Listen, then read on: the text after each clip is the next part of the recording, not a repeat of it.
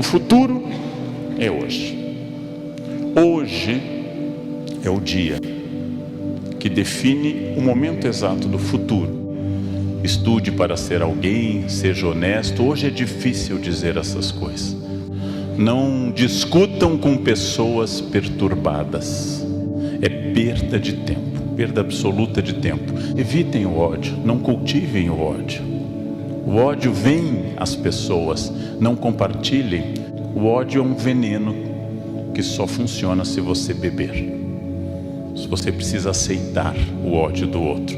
Afastem-se disso, porque tem tanta gente interessante, tem tanta gente desafiadora, que as nossas dúvidas têm que ser de várias ordens. Nossas dúvidas são lícitas, são boas, mas nossas dúvidas não podem ser longe da ética, não podem ser longe de princípios. É muito importante que num ambiente, por mais que tenha gente brigando, destruindo e gritando, que eu redobre a minha capacidade de ser pacífico. Se move, tudo se transforma, todas as coisas se transformam.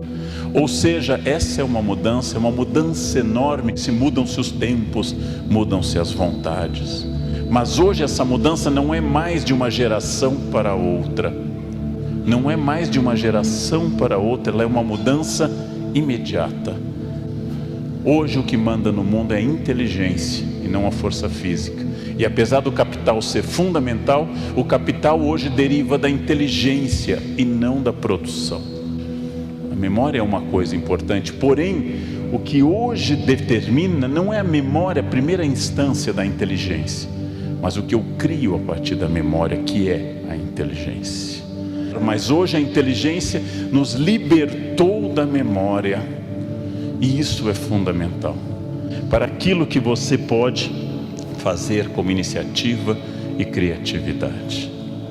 E isso é uma coisa interessante, porque a tradição vem ao lado de um mecanismo fundamental, que foi colocado na espécie humana como uma forma de sobrevivência, que é o medo. O medo é prudente.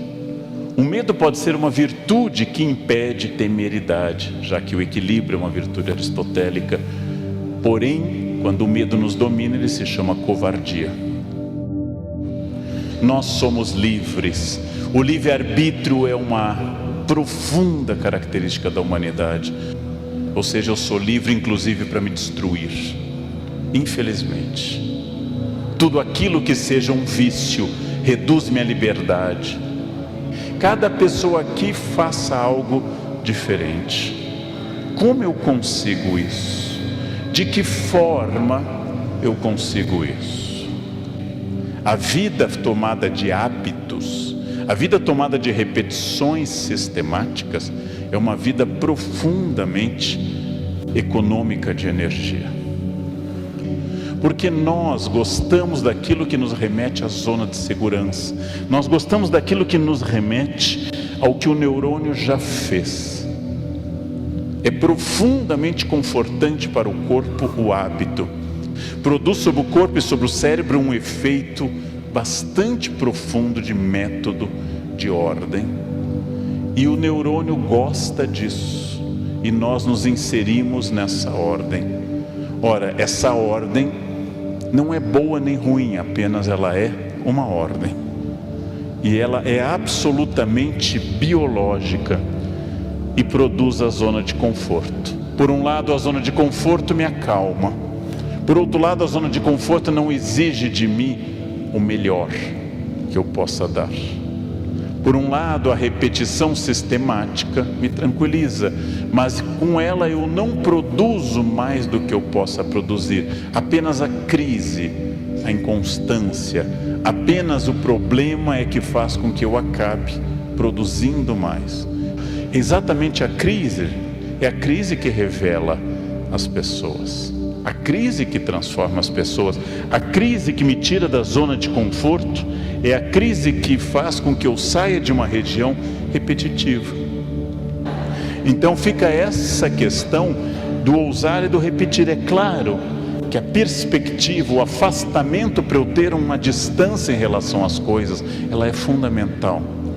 Mas saibam, tudo aquilo que me tranquiliza tudo aquilo que me leva para a minha região de conforto me afasta do sucesso. O sucesso eu não estou entendendo aqui como ganhar dinheiro, pode ser. Sucesso eu estou entendendo o intelectual, sucesso eu estou entendendo o empreendedor, sucesso eu estou entendendo a dona de casa, sucesso eu estou entendendo o religioso que tem objetivos e quer atingir o seu sucesso, perfeição da alma, acúmulo de dinheiro, cuidados com a família, seja o que for. Tudo aquilo que me tranquiliza me afasta do sucesso. Tudo aquilo que me deixa bem me afasta do bem e do desafio.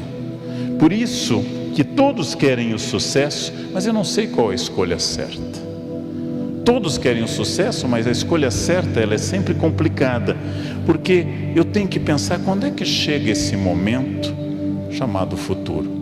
Eu nunca sinto o futuro porque eu estou sempre no presente, e o passado é sempre uma memória que já fugiu.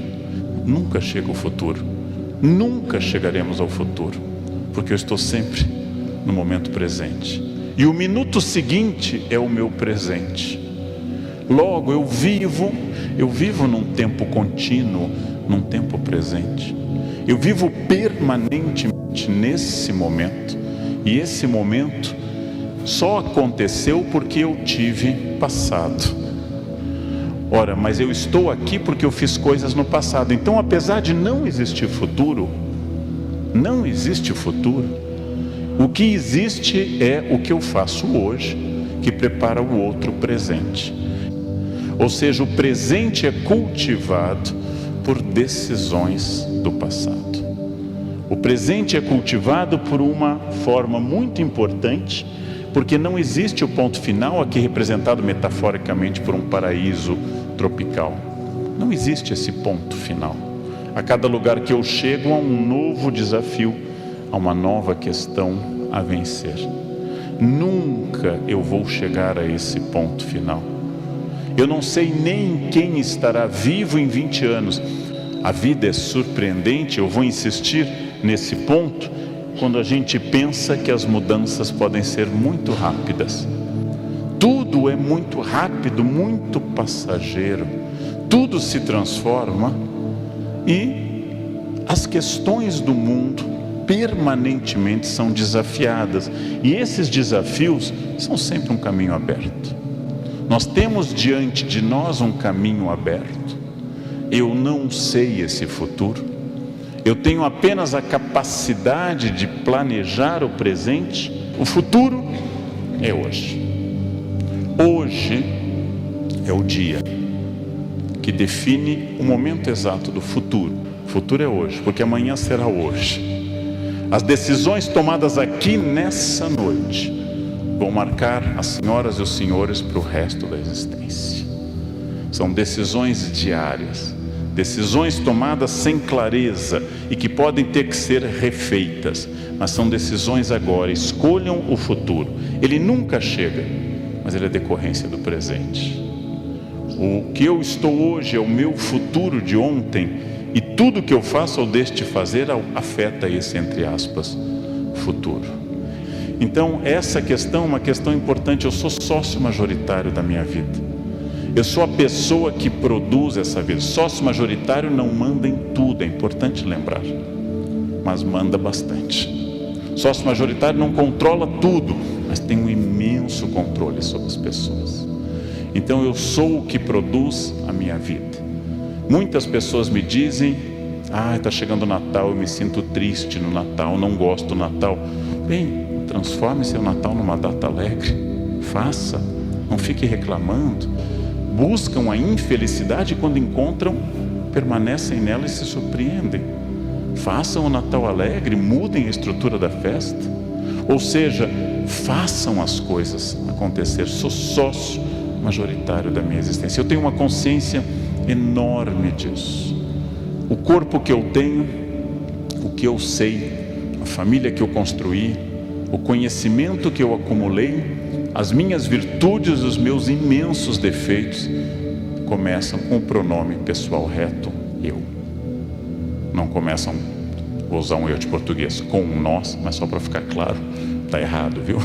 Não começam com nós, não começam conosco, começam com o pronome eu.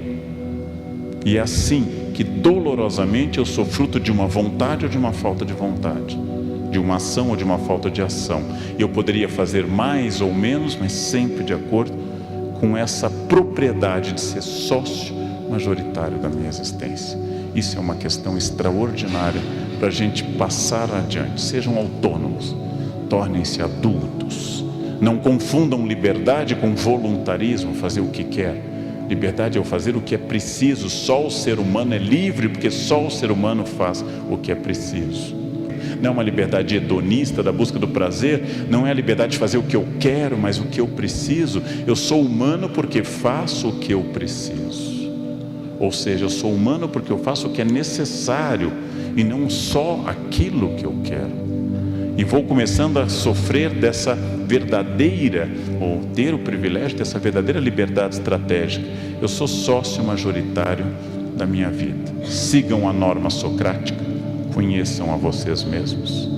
É uma transformação de vida. Conhecer a si muda tudo na sua existência. Façam frequentes exames de consciência do seu dia. Não precisa ter nenhum projeto religioso para isso. Pode ser psicanalítico ou religioso, como preferir. Como eu me comportei hoje, a quem eu ajudei, a quem eu incomodei, com quem eu fui grosseiro, com quem eu fui bom, como eu posso melhorar amanhã. Ou seja, trabalhem sobre si, trabalhem a sua possibilidade, sejam sócios da sua existência. Isso se chama autonomia, isso se chama protagonismo, isso determina a estratégia. Pergunta básica: onde vocês querem estar o ano que vem, em novembro de 2018?